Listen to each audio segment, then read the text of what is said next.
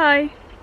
It's been a couple of years since I posted a video and I've changed allotment plots now. I've moved from Dorset up to Hertfordshire and then I had to wait on a waiting list to get this allotment. I had to wait about a year, and so I've had it for about 2 years now, and I thought I'd give you a tour and show you what I've got.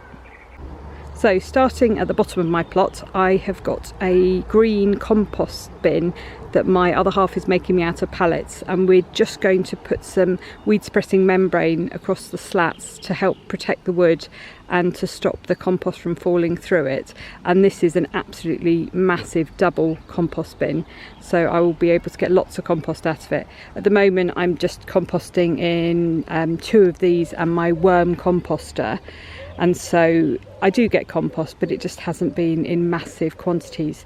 And because I'm trying the no dig method at this allotment where I'm putting down lots of compost, I need a lot of it, so these weren't really enough for me to produce enough in large enough quantities for my plot. And then what I've done is I've just got one of these little mini greenhouses down at the plot so that I can protect my seedlings through the night. And I even left, these were a trial this year, I left some of my tomato plants. These aren't ones that I'm actually going to use, these were just sacrificial ones, so I could see whether it kept them warm enough.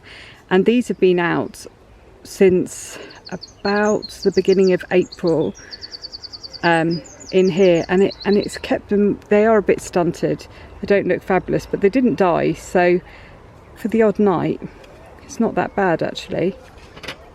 And then I've got my spinach in here, I've got some leaf celery, I've then got some plants for my cutting garden, I've got some lettuce at the back, some more plants for my cutting garden, dwarf French beans, my peas. I've already got some in the ground, but these are to fill in the gaps because I tried to direct sow and they all got eaten. I have got rocket here which needs planting out. I've got kale, turnips and Swiss chard which also need planting out. I've got some more antirrhinums, my brassicas, and then my sweet peas. I also have a worm composting bin, and I got this from Worm City. I've had it for about 5 years now I think, and you get these different trays, and on the bottom here you have a tap, and so if any liquid's produced you can then open up the tap and it then can be used as a plant food. It's supposed to be really, really good. They call it liquid gold for the plants because it's very, very nutritious for them and it really helps their growth. So if I open this up, I'll show you what's inside. So here is the layer that I'm using at the moment to put my scraps into. So I just put scraps from the kitchen in here. I tend to chop them up a little bit, the scraps that I've got. I've got a blueberry, some aubergine, I think that's some pineapple leaves, carrots and things. So it's just vegetables that I put in here. I don't put any dairy, I don't put any onions, and I don't put any citrus fruits and things like that because the worms don't tend to like them. And then it was quite cold last night, so I'm not sure how many worms are going to be up here. They might have gone down. Oh, there are a few. If you have a look here, got worms, and there's another one. So these are my little composting worms. They're doing a great job and they're producing all of this stuff, which is really, really good for the garden, and I use it as a kind of a top up to my multi-purpose compost.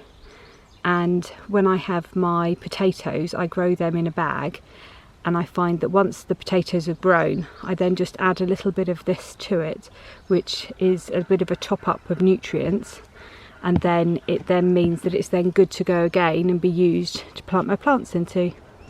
So that's my compost bin here.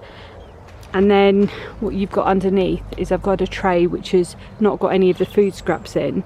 I'll show you this. This is ready to be used, but at the moment the worms, I'll show you, can you see this little egg here? That's a worm egg. They look like the nutrition pellets that they put into compost, but these are actually worm pellets, worm eggs, sorry.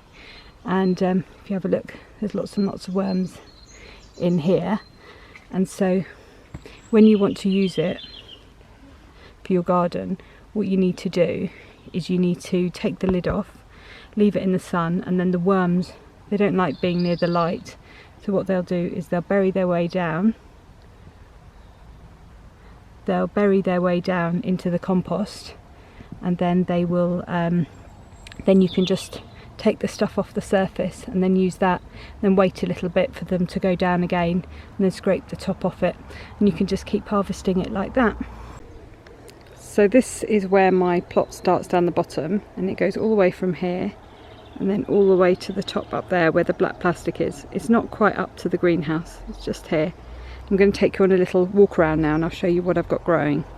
At the front I've got an apple tree here, and this has had lots and lots of apple blossom on it this year, and I'm really hoping that I get some apples. I'm not sure if the fruit has set. Oh, it looks like it has actually. If you have a look, you can see the little apples starting to grow down the bottom. And because there's so many on this tiny little tree, it's only about 5 foot tall, what I will do is I will pinch some of the sets off once I can see which ones are actually growing, just so that it's a manageable quantity for them to actually ripen and get big enough. And then next to that I've got my grapevine. This didn't fare too well in the cold weather that we've just had. It's got a bit of frost damage on it, and I had to pinch off a couple of the tips because they were really quite damaged. I did fleece it, but it just didn't like being out in such cold temperatures with all these fresh shoots. And then here I've got some actual grapes growing, so I have to see how they do. I haven't grown a grapevine before, so this is going to be a first for me. I'm quite excited. And down here I've got some quince that I grew from seeds, and I've got a pot with some rosemary which I'm trying to grow, and I think these are tayberries that I've taken cuttings of. I'm not entirely sure what they are, but we'll find out once they start fruiting. Then here I've got my iris. This is a beautiful blue one. Here hasn't opened up these ones yet, and that's really nice. I planted that in last year, and then in amongst them I've just got a couple of antirrhinums that I put in that I had spare. And I've also got another one at the front here which hasn't done quite as well as the one at the back, and I did have one in the middle but that died, so that's a shame. But here I've got my irises. These were planted last year and a couple of them have come back. I thought sorry, not irises, lilies. I thought more of them would come back actually, but they didn't. And then here I've got my Gladioli, I've got my Peonies, and I've planted these two close together, so in the autumn I'm going to dig them up, and I'm actually going to do, in my allotment, I'm going to do a row of them. So I've got a whole row of peonies. I've got 3 at the front and then I've got 2 behind them. And here I've got a little patch with dahlias, and these were left in over winter. As you can see from the shoots, they're coming back. That one is the cafe au lait. I've got quite a few that are really nice varieties, so I'm really excited to see those grow. And then I've got my Mammoth rhubarb plant growing there. Here I've got a plant for the bees, and they absolutely love this. And then this is a little section that my son grew. These are nice blue flowers. It's just a nice little mix, and he put these in for the bees as well. And then I've got anemones at the front, some carnations that I took cuttings of last year. So when my other half buys me flowers, so when my other half buys me flowers, I take cuttings from the flowers and I see if I can grow them. And these are both from bunches of flowers that he's grown me.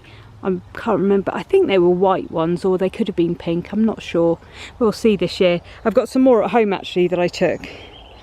Here I've got my Swiss chard, and this is going to flower now, unfortunately. So what I'm going to have to do is I'm going to have to dig this up. I'll harvest the last few leaves, and then I've got some more that are starting to grow, and I'll put those in. And this is my strawberry bed here. So these ones were all runners from last year, so I put these in. At the back there, those 2 little plants, they are the elephant garlic. I haven't grown that before, so I only got 2. We'll see how it does. If it's nice, I'll keep a whole clove back and then use it for next year to plant them. And then I've got a couple of pots here. This is some lemon balm, my leeks, some sweet peas, and this I was telling you about earlier with the leaf parsley. this is what it looks like. So this I planted at about this time last year, and I've been harvesting it now for a good sort of 9 months or so, and it doesn't quite look like parsley, like celery. I'll show you. But this is what it looks like when you pick it, and it tastes just like celery. It's really, really nice. And so that's that. Then I've got my spring onions, and in front of those, sorry, no, I've got my red onions, and these I'm going to use like salad onions, so that I can get a bit of a head start on it. These were just some onion sets, so I'll pick them when they're still very small. And then here I've got my spring onions, but these will take longer to grow than the ones that I bought as sets, and I had too many of those anyway, so I put them in. And then the rest of my strawberry bed, and I have actually got strawberries that are starting to grow. I fleeced these because we've had lots of frost, and they've been all right. All my flowers have still got little yellow centres, which means that they're all free from frost damage, so I'll get lots of lovely strawberries from these this year, which will be good. And then moving on to the next bed, I have got the carrots along here. The germination on these was terrible, so I'm going to reseed those, but surprisingly I sowed these at the same time as my parsnips, and my parsnips germination was fabulous. So my parsnips are all along here, and then in the middle I had some more pak choi, and they'd really been eaten by this flea beetle, and I thought maybe if I put them in here it would stop them from being damaged. So we'll have to see if they recover in there and then grow. And then along here I have got my cornflowers, and I love cornflowers. These were autumn sown, although they're still quite small, and they're just coming into flower now, and they will get massive. And then I have got 2 rows of broad beans, and then in here I have got my peas. I did grow them, direct sow them, and I had about 2 I think that germinated and weren't eaten. So I grew these at home, and I grew this first section as one set and then the second section as another, and it means that I'll get a bit of a staggered sort of cropping of these, and the same with these over here. So these are sugar snap peas, and the other ones are standard peas. These are Hurst green shaft. I really like that variety. And then these are the rows that I use to grow them up. I used this row last year, and I just moved the frame down the allotment so I could grow them again. And then in here I've got some more seedlings that are in desperate need of going out into the plot, but they've got a bit of pigeon damage, so I put them in here until I could find a solution to stop them getting eaten. And then moving on, I have actually got a row of Gladioli here. They're not doing as well as the ones at the front. Then I may have sown one too many of my Sweet Williams. I've got 3 massive rows here. This is where I had my tulips. I've got 1 tulip left, and then I had a row of daffodils as well, so they'll stay in until next year. And then right at the back over there I've got another bed with some more dahlias because I really like them. And then in here, if you can see through the netting, I have got some red cabbages, so they're doing well under there. And then over here I've got my Swiss chard, which I need to dig up because that's going to go to seed anyway, and I've got the new ones that are going to be coming in. And then down here I sowed my, what did I sow down here? Oh yeah, nasturtiums. I sowed my nasturtiums here. I had 1 that came up, and then it got eaten, it got nibbled by something. I was very excited when I saw it come up, but that's the only one that's come up from that. And then along here I have got my calendula. I haven't grown these ones before. They're sort of, one's a bright yellow and one's a bright orange, so I'm excited to see how they do. And if my nasturtiums don't come up, I will just put more of the calendula down that end. I've got a rose bush. I did have 2, but that one died over the winter. And then I have got my lavender in front of it. I've got some sunchokes, or Jerusalem artichokes they're also known of as, and I was digging them up, but I thought actually it's not a bad idea to keep a couple of them, and so what I will do is I will propagate these and I'll just have a patch of them. And I think what I'll do is once I start clearing more of this area over this side of the allotment, because technically my allotment stops here and that's just a really overgrown patch of the plot, but what I think I will do is I'm going to make it more manageable and make it produce less weeds that are going to spread onto my plot. So what I might do is I might put more things like wildflowers and things like that over there, and then also put some of these sort of Jerusalem artichokes and things like that so that they can grow. And then I've got another rhubarb, I've got a gooseberry over there, and if you have a look you can see it's got lots of gooseberries growing on it, which is really exciting. Planted this in last year, and this is a big plant of comfrey, and I'm going to chop this down and use it as plant feed, and then that will give my gooseberry more light. And then I have got a row of, what have I planted here? I have planted Beetroot, which is another green foliage plant for flower arranging. I have got my Love in a Mist here, and I've got another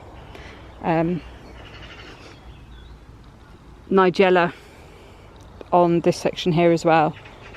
Then I've got a row of herbs, so I've got chives, garlic chives, flat leaf parsley, curly parsley, chamomile, marjoram, thyme and sage. This sage is absolutely massive. I only planted it last year and it was smaller than all of the other plants, and it's gone crazy. And then in there I've got my mint, just so that it doesn't take over. I've kept it in a pot. Then I've got 3 rows of red onions.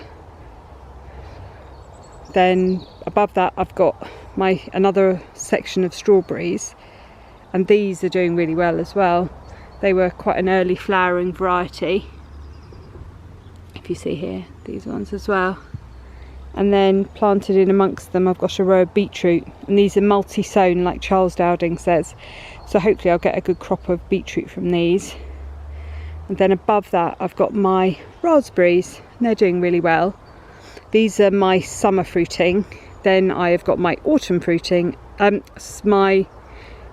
done that the wrong way around. These are my autumn fruiting, those are my summer fruiting, and then at the back I've also got another row of autumn fruiting raspberries.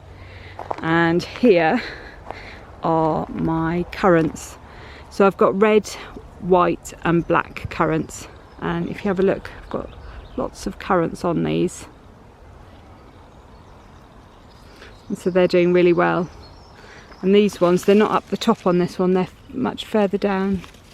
Don't know if you can, just picking it up. So here are my currants, and then I've got, these are further along, these ones.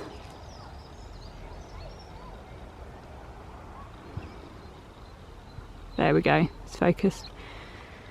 And then over here I've got these ones.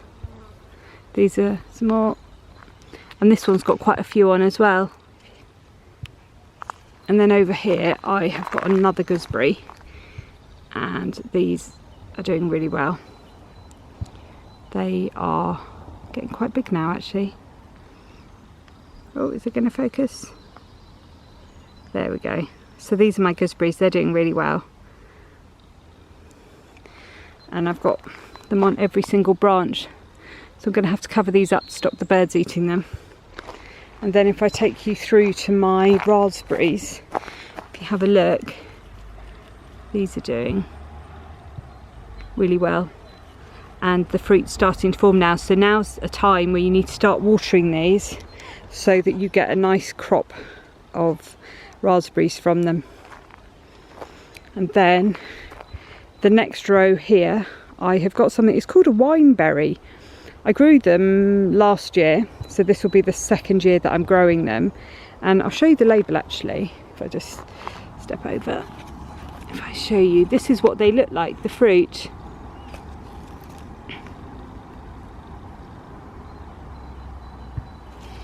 And then I have got up here a bed that needs planting, and I've actually got a thornless raspberry and a tayberry that I'm going to put in the first little section of this. And then up here I have got the start of my brassica bed, which I need to move this cover, so that's today's job. I'm going to put that cover on, going to sort that out, and I'm going to get it all covered over so that the butterflies and the birds don't eat them. I haven't got very long because I'm working a late shift today, but I'll have enough time just to get that sorted. And then what I've got is I've got a variety of broccoli. Sorry, this is called F1 Blaze. So that row and the row that's there are F1 Blaze. Planted in amongst it is some pak choi. Then I've got some what's that? That's spinach. And then I've got some brew kale in here. So I've got a row of brew kale, and then I have got a row of, what's that one? Oh, cauliflower. I've got one row of cauliflower along here, and then I've got a couple more plants that I need to plant in, and a couple over there. This is a frame that my other half and I have been building, and we're going to try and construct something so we've got a more substantial netting system for our brassicas. Then up here I've got a row of garlic, some onions, and over here I'm growing my potatoes in bags. So I've got my potatoes, and these are an early variety. And then in the pot there I've got a fig tree, 2 more potatoes, and then this section here, my other half was like, oh, the things are growing really well in there, but unfortunately that's ground elder, so that is not a good plant to be growing. So I'm going to have to sort out the weeds in that section, and then that's all ready to be, what I'm going to do is put cardboard and then compost over the top of it. And then at the top, that's the last little bit that I've got to get the weeds sorted on, and then I will have finished digging over and weeding my allotment plot. And then within the wildlife area over on this side, if I carefully step over the onions, we have got a bed of the raspberries, and these are absolutely laden with flowers and bees. If you can I see one? I can hear them.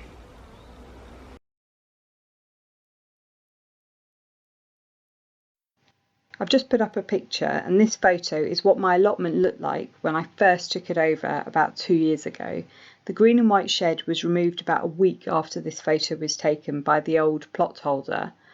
And as you can see, it was really quite overgrown when I took it over. It had lots of things like ground elder, bindweed, couch grass, and lots of stray raspberry bushes.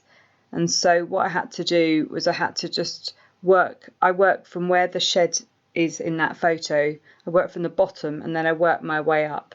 I've almost cleared the top end of it now, and so it's just been a gradual progression. I didn't take on too much at a time. I just did a little bit and just slowly moved my way up the plot and got it so that I could grow more and more of the spaces. I will try and post a couple of videos a week, but as I'm working full time at the moment, it's going to be a little bit difficult, so I'll do what I can. So if you like this video, please give it a big thumbs up, subscribe. I'm on Instagram, and it's Angela's Kitchen Garden on Instagram, so you can go and have a look on there, and I do post pictures of what I've been doing. And I will see you on the next one. Take care and stay safe.